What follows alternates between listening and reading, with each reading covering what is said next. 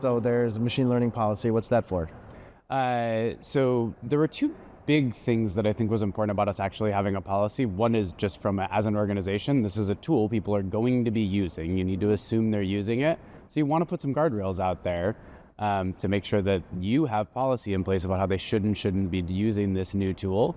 But the other was actually to encourage people to use it, not just to prevent them from doing dumb things or risky things with it. But we realized that people weren't using the tool and getting the benefits as much as they could because we hadn't clarified, hey, here, we want you to go experiment with this. We are looking to learn where this helps us win, and we want you to share the learnings, maybe even spend an hour and make some mistakes and realize it's not worth it, and then come tell everyone else about that. So you're the last person that has to waste that hour. And so the policy allowed us to clarify that that was what we were expecting from people and gave them a lot more safe space to fail and learn and then find the wins with the tools. That's awesome. Yeah, that it drives adoption when you say a how-to sign that's on the wall. It's not just the how, it's also the to. And so people are doing it more. And then of course, if we have sensitive data that we're working with and other risks that we want to make sure we're not exposing any of our folks, any of the folks that we owe that privacy and sensitivity to exposing them to any more risks. Yeah, that's awesome. Then you mentioned role of AI, like the job description. Is that what you mentioned? We literally took our job description template that we use to hire people, and we said, let's do that for AI, because what we realized in the other stuff just mentioned, the policy and then folks using it and sharing their learnings was, oh, this is a weird tool. It's like a person, like a new team member. And so it's really helpful to look and ask ourselves, well, on the operations team, on the finance team, in leadership roles, in product management, in engineering, what's the role that we're asking AI to play? What kind of team member do we want it to be?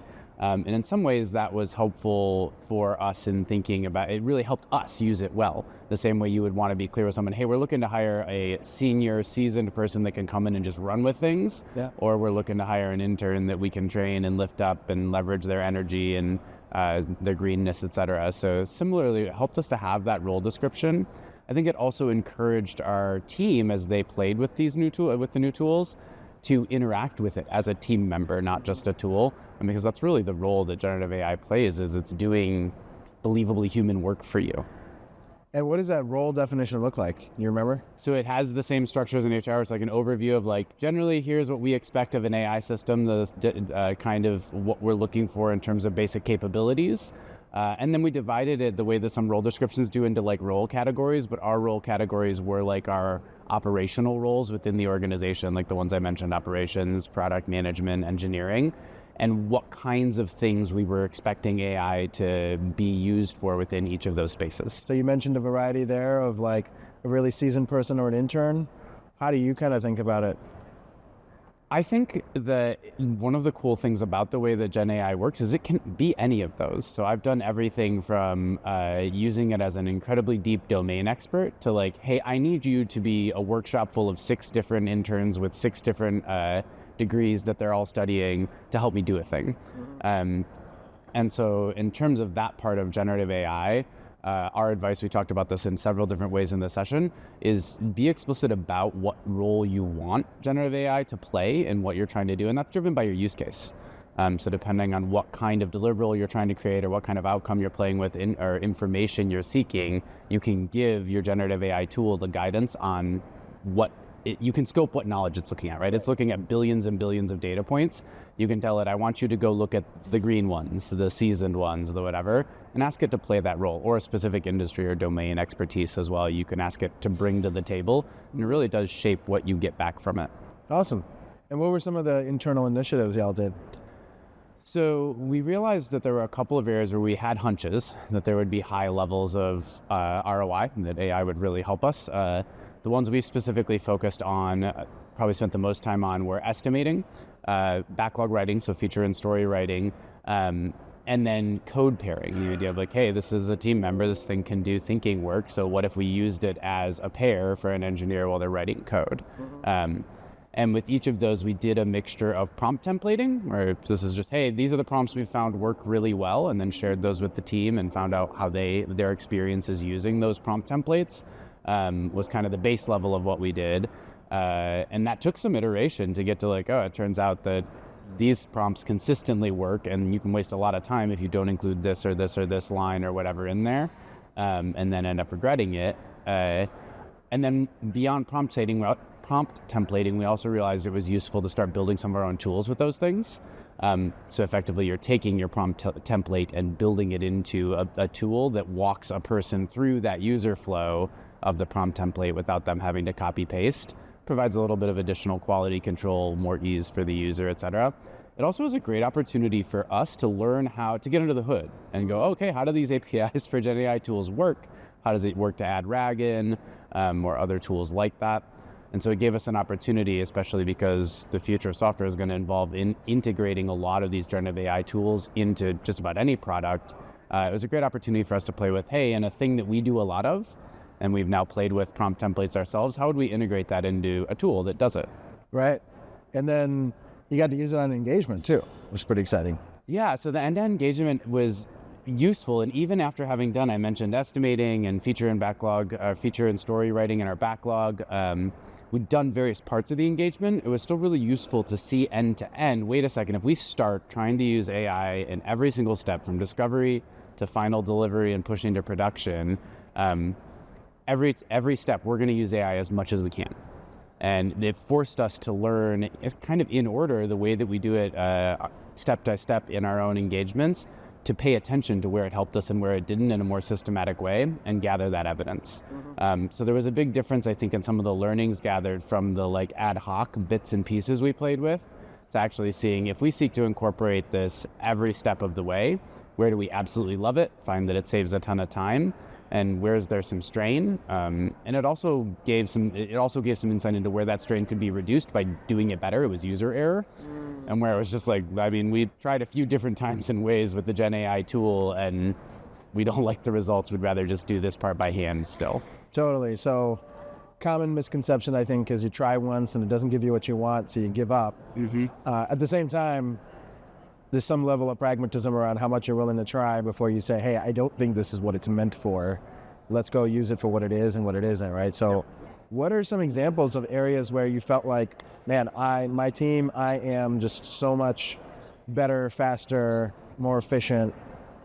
There's a couple of obvious ones. Anything that's like anything that requires taking a large amount of information in and analyzing it. So for example, all those Post-its on the wall in a discovery, take a picture of them, feed them into an LLM, and ask it to give you some high-level notes.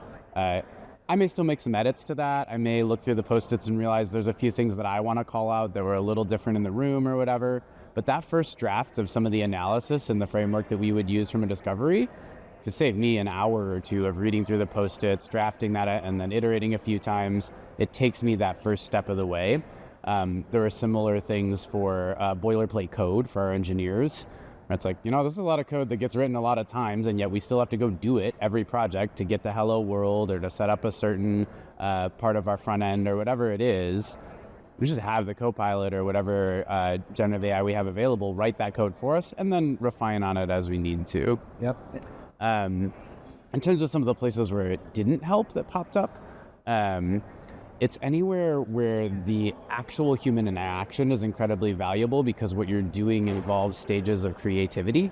So like, and in transitional phases of the project, we found that the generative AI wasn't able to transition its context as well. It needed a lot of guidance that humans don't need. What do you mean by that? So like when you're you finish the discovery, you've got the whole analysis, and then you're starting into drafting your backlog. I was often not able to make the leap between the different kinds of things well, because you had to basically reset the context. And at that point, you were better off to pull out the things you've been working with a Gen AI on, finalize the deliverables yourself, and then start the process over, and check all that with the other humans on the project for refining that. Rather than trying to ask the Gen AI to go through the final process of getting it and then switching to how do we switch from discovery to execution. Yeah, awesome. And so yeah, I think a lot of the things that you mentioned certainly were on the kind of delivery execution side. You mentioned discovery just now, so what does that look like in terms of where you found it helpful and where maybe not so much? So I mentioned a bunch of context. In the discovery, that's what you're trying to do. You're seeking to generate a massive amount of context. And we found generative AI is actually useful on both sides of that. It's really useful at generating a lot of context. So some of why we do discovery the way we do with design thinking, human-centered design, is you want these 5 or 10 or 15 people's ideas in the room to just blow up in Post-its. Quantity over quality. Exactly. At first, yeah. Exactly. That idea where it's like, yeah, I want 50 garbage Post-its on the wall, and then we'll get to the 10 good ones from that. Well, ChatGPT can give you 50 garbage Post-its in a hurry. So there's some usefulness in seeding the brainstorming process with an LLM. At the same time, it also can provide the same kind of seed for like, hey, all right, we took your 50 Post-its, we added some things of our own, here's where we ended up. Can you distill this down to 10? And you'll have the same reaction where 5 of those are great and 5 of them you're not so convinced by. Okay. But it does a pretty good job of at least giving you the starting point of like, is that approximately where the 10 would end up if we had to distill our brainstorm into the usable ideas, the things that we're going to turn into features or whatever it is from the discovery, or the problems we're trying to solve. It gives a pretty good initial shot at that as well. That's very cool. And I mean, no question about the sort of ideation or generative nature of it, right? Where we've seen even before this, when we had sticky notes, when people start to see each other's sticky notes, that starts to spur ideas. And then you get the second order of sticky notes that maybe had like just newly inspired ideas. And now you don't need to wait for the second person. ChatGPT can be like that second person for you to kind of improve your first order of ideas so that you've got like a big, healthy group of things to whittle down and prioritize from. And I also think it's important to note that that's not, like, I don't think it works well to replace the humans in the process. It's more recognizing, oh, now I come in as a human, and instead of having, like, you know this in a workshop, but you're just saying, it's like, oh, the first, like, 10 Post-its on the wall is rough. It can take a minute sometimes. Sometimes it's not, but often it is. And so you can use the LLM to get you past that hard point of the first stuff, and then adding your unique value as a person to that starting point that it gives you. And I think that's really valuable as well, to notice that it's not getting rid of you in the process, but it's starting you further down the road. We polled in all of our sessions, both in the room by hand votes, and then on our in the poll in the app, where people are at. Are they using it? They're a power user. They'd have trouble doing their job honestly without it. Okay. Are they a regular user? They use it often, but they also go without it a lot. They pick it up for a few things here or there, occasional user, or they never use it. And I was kind of surprised by how many people, the majority of people, ended up in the bottom 2 votes. They were occasional users, picked it up here or there, or never used it. And so I think there's a question that is also still unanswered. Those are going to be your lagging adopter folks. What's the different factors for them that they need to be able to use this tool well, that their organizations need to allow them to use it or to facilitate or support them using it? It's a different set of needs than the early adopters have. In my case, I changed my homepage to it, and so when I had to look something up, not going to google.com anymore. You know, I personally got familiar with this when I started going to DuckDuckGo instead of Google, and it was so hard because Google is so nice and convenient, and despite just kind of all the concerns around your data and privacy and everything else coming around with it, and then on top of that, not having enough support for search engines like DuckDuckGo or Brave and other things like that. And it felt like it was writing left-handed initially. And then over time, I knew what I would go to Google for, and I would type that in the search bar, but I was surprised about how many things I could get away without needing to Google. Yeah. Of course, that's a very different reason for it, but it's maybe a similar kind of habit thing that I was able to adopt here, where I said, hey, for a lot of the things that you're gonna go look up something on Google where you're researching something, and it's not a specific piece of information that's very current, that changes really quickly that you're looking for, then that was one way in the early days for me to kind of wrap my head around prompting. It gave you the behavior change impetus to be like, all right, I'm just going to try to use it. That's fine. It popped up, I'll use it. You add this layer of friction, right? Because now I have to go like tab the cursor, go to google.com instead of like my cursor's already in the search bar. Maybe just search, like look it up over here first. Yeah. I think some of that goes back to the importance of effectively that's an individual policy you set.